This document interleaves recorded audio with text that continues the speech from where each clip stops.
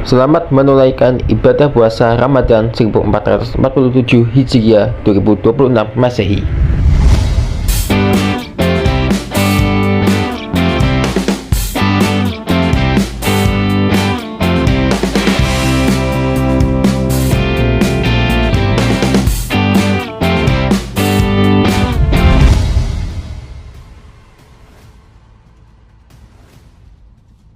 Peristiwa perampokan yang merenggut nyawa Ermanto Usman, 65 tahun, dan membuat istrinya PW, 60 tahun, dalam kondisi kritis di perumahan Perumahan Lingkar Asri, Jati Bening, Pondok Gede, Kota Bekasi masih menyisakan tanda tanya besar.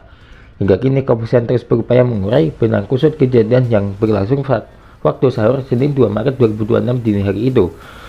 Sejumlah aspek masih dalam pendalaman, mulai dari identitas dan motif pelaku hingga barang-barang yang diduga hilang dari rumah korban.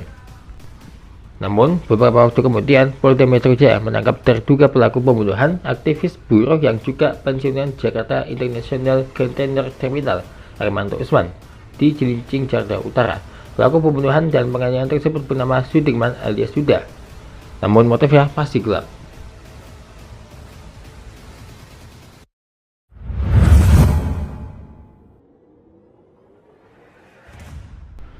Dugaan sementara mengarah pada akses masuk pelaku yang merusak bagian rumah korban. Kasat Reskrim Polres Metro Bekasi Kota, Kompol Andi Muhammad Iqbal menjelaskan hasil olah tempat kejadian perkara.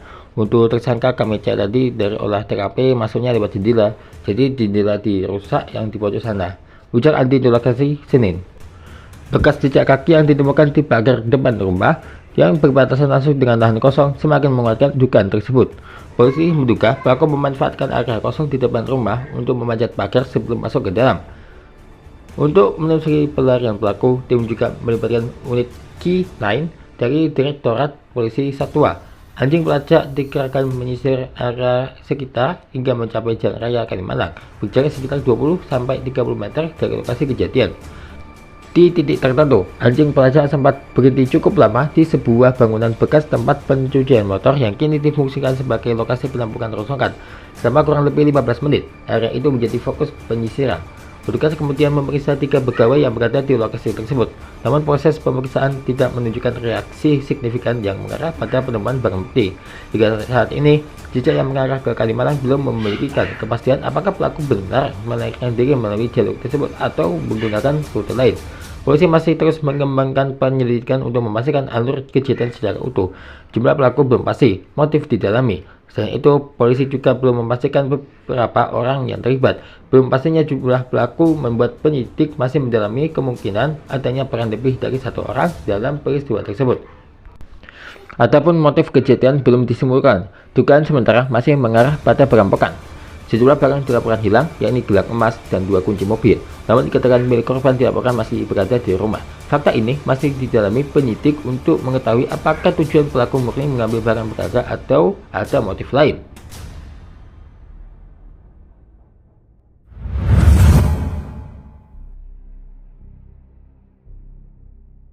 Rumah korban diketahui tidak dilengkapi kamera pengawas. Polisi kini memeriksa rekaman CCTV milik warga di sekitar lokasi. Ketiadaan CCTV di dalam rumah membuat penyidik bergantung pada jejak fisik di lokasi dan keterangan saksi. Sementara itu, peristiwa itu pertama kali diketahui oleh DNA, anak bungsu korban. Biasanya, ia dibangunkan sahur sekitar pukul 3 WIB. Namun pada hari kejadian tidak ada yang membangunkannya. Alarm berbunyi sekitar pukul 4.15 WIB, ia turun ke lantai bawah. Merasa ada yang tidak biasa, ia panik. Keluarga yang datang membuka kaca jendela secara paksa dan menemukan kedua korban tergeletak. Hasil pemeriksaan awal menunjukkan korban mengalami luka akibat benda tumpul. Selama jumlah pelaku, motif pasti, dan jalur pelarian belum dipastikan, kasus perampokan maut di Bekasi ini masih menyisakan ruang gelap yang menunggu untuk dijelaskan secara utuh oleh hasil penyelidikan.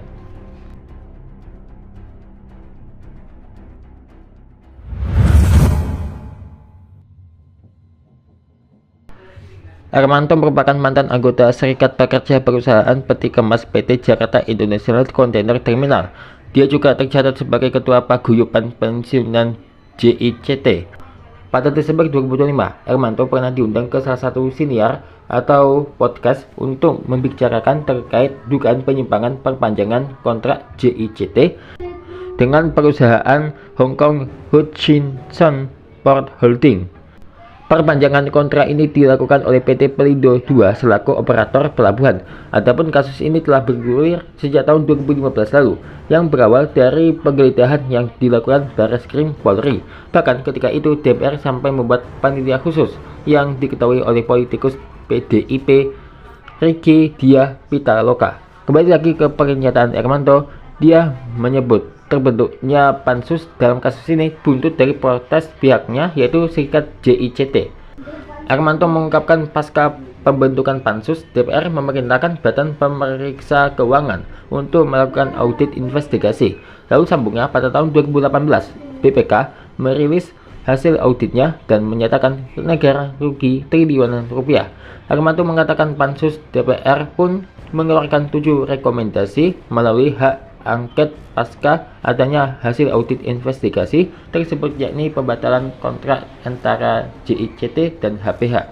Namun hingga masa bakti DPR periode 2014-2019, rekomendasi tersebut tidak pernah dilakukan. Menurutnya, jika JICT tidak melakukan perpanjangan kontrak dengan Hutchinson, maka negara justru akan mengalami keuntungan hingga 17 hingga 25 triliun rupiah. Dia mengatakan hal tersebut berdasarkan dari temuan pansus DPR kala itu. Ermanto mengatakan seluruh temuan pansus tersebut ternyata tidak digubris oleh Menteri BUMN saat itu, Rini Sumarno.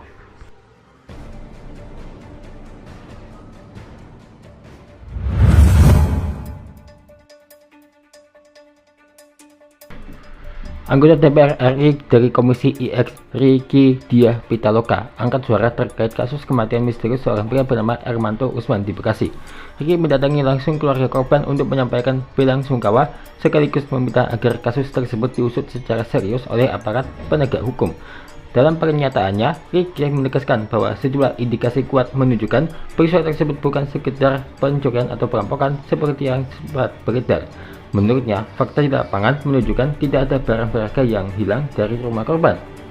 Ricky menegaskan bahwa kondisi rumah korban menunjukkan sejumlah kejanggalan jika kasus ini tersebut sebagai perampokan. Menurutnya, berbagai barang berharga yang berada di dalam kamar tetap utuh dan tidak tersentuh. Barang yang dilaporkan hilang hanya beberapa benda pribadi, yaitu dompet korban, 2 kunci mobil, telepon genggam. Sementara itu, perhiasan milik istri korban yang berada di kamar bahkan tidak ada yang hilang sama sekali.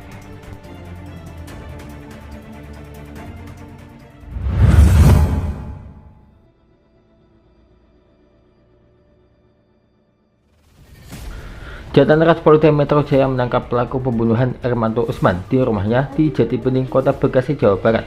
Ini tampang pelaku. Pelaku diketahui bernama Sudirman alias Yuda. Pelaku ditangkap pukul 18.54 Senin 9 Maret kemarin di Cilincing, Jakarta Utara.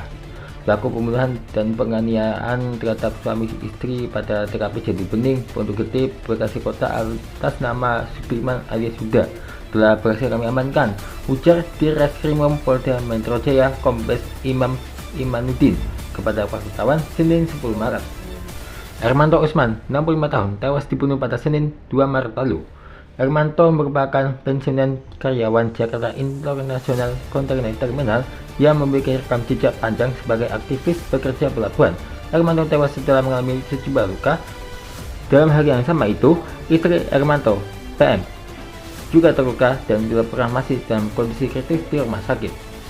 Kurang lebih itu saja untuk fakta-fakta dan misteri kasus Ermanto Usman yang tewas dibunuh oleh Sudirman alias Yuda. Dan tentunya ini motif masih didalami ya. Karena motifnya masih gelap, kita akan lanjutkan beberapa waktu ke depan untuk mengungkap apa yang sebetulnya terjadi. Dan saksikan terus Aku Official untuk update selanjutnya tentang kasus yang satu ini ya. Dan semoga kasus ini segera terungkap dan pelaku dihukum seberat-beratnya.